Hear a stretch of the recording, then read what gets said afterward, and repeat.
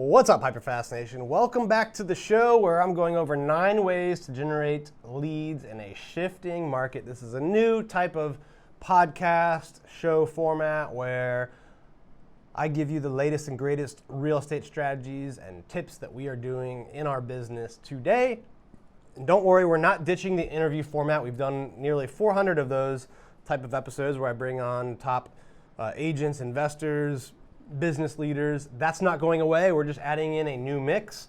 And the first series that we did was 9 ways to generate more leads in a shifting market. This is part 3. So if you haven't watched part 1 or part 2, make sure you go back and listen or watch those.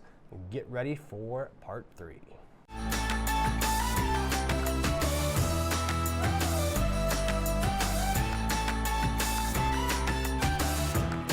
All right, welcome to the third and final part of 9 ways to generate more leads in a shifting market. If you missed the first 2 parts, make sure you go back and watch those, but just a quick recap. So the first 6 ways to generate more leads in a shifting market. Number 1 was expireds, withdrawns, and FSBOs. Number 2 was repeat and referral clients. Number 3 was corporate relocations, people that have to move because of a job. Number 4 was investors, right? Learning how to get investor clients that can be repeat clients. Number 5 was first-time home buyers, and number 6 was right sizers. And just so you know, I don't expect people to go out and do all 9 of these. You know, pick 1 or 2 or 3 and become experts at it, right? That's part of my story, my background, right? The hyper-local, hyper-fast real estate agent book where I tell the story of how I sold 22 million in my first year in the business. It was all about picking a niche, right? So these are just different ideas, different niches that you can get in. I think you should do 1, 2, or 3 at most. So number 7 is retirement homes, all right? Most people, when they go into retirement homes, obviously have to sell. I think the way to look at this niche or this lead gen source is to think of it as a corporate account. So I think you need to develop a presentation, a value offering that you can offer retirement homes. Go in and pitch the managers who are running the retirement homes, the assisted living facilities, and really create ways that you will create value for them. All right, maybe you're gonna, bring in attorneys, estate planners, different things that people, investment people, right? Different services that people in retirement homes might need, all right? And maybe you're going to create seminars or webinars or help them sell the, their facilities, right? Or maybe you create a program where when people come in, they get special deals or special services, right? When, as a part of coming into that community, they get access to you as the listing agent, right? So create a program where you're offering value to the retirement home and the people moving in there. Help them with educating, recruiting, onboard. So really, this is it's a different type of corporate account. But I know a lot of real estate agents across the country that have built up tremendous businesses in this specific area. All right, the 8th way is the military. All right, military people are constantly moving, right?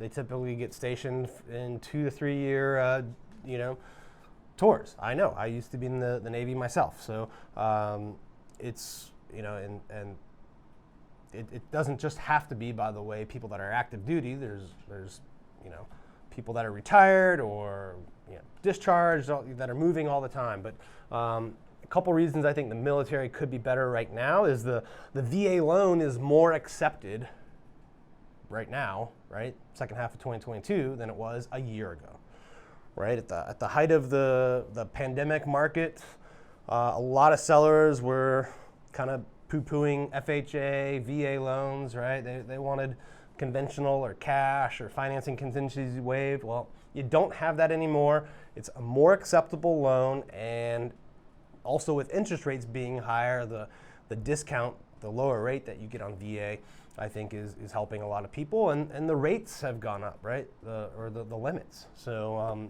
VA members are able to get bigger loans. We've had 2 offers in the last month of VA loans in the DC area market that were 1.2 million, right? Which a few years ago that was unheard of. So I think there's a tremendous opportunity with the military. So how do you reach out to that community? Ask yourself that. How do you offer value to them? Do you need to take a military relocation course so you're familiar with and get certified, right? So you're familiar with what they're going through during a PCS move. So the 8th one is the military, and then the last but not least is SOI, sphere of influence.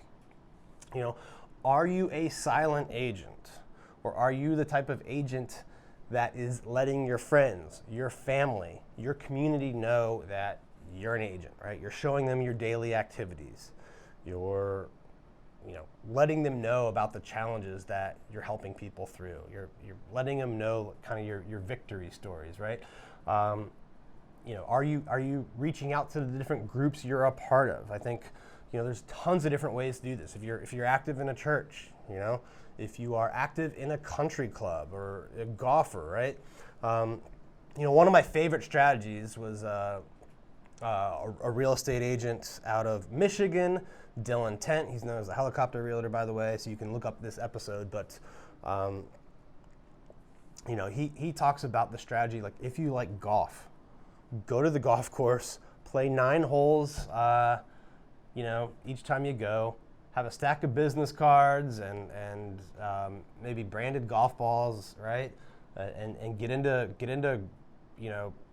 groups of like don't go with people right? Go and just get randomly assigned the 4th guy in a foursome, right? You meet 3 people each time. You spend 2 hours with them.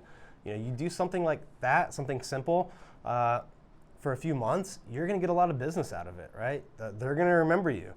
You get to spend 2 hours with these people, right? That's just an example. There's hundreds more, but if you think about your SOI and what you like to do, how can you combine that, right? How can you combine the people the things you like to do, and let more people know that have similar values, similar backgrounds as you, that you're a real estate agent. So again, you don't have to do all 9 of these. If you missed episode 1, 2, I encourage you to go back and look at that and just go through and brainstorm and pick out 1, 2, or 3 of these items that you would like to do. So thank you for tuning into this series. Please remember to share this episode with people that you think would benefit from it. Subscribe it, like it, give us some feedback, all that good stuff. All right, and just a reminder right now, if you are a real estate agent thinking about making a move or thinking about joining me at EXP, I would be excited to talk to you. As a member of my group, you get access to 2 nationally recognized coaches, and we give you the tools and the training to learn how to recruit other agents so that you can build recurring income through revenue share. All you need to do is text me at 703-638-4393, and I would be honored to talk to you. Thank you. I'll see you next time.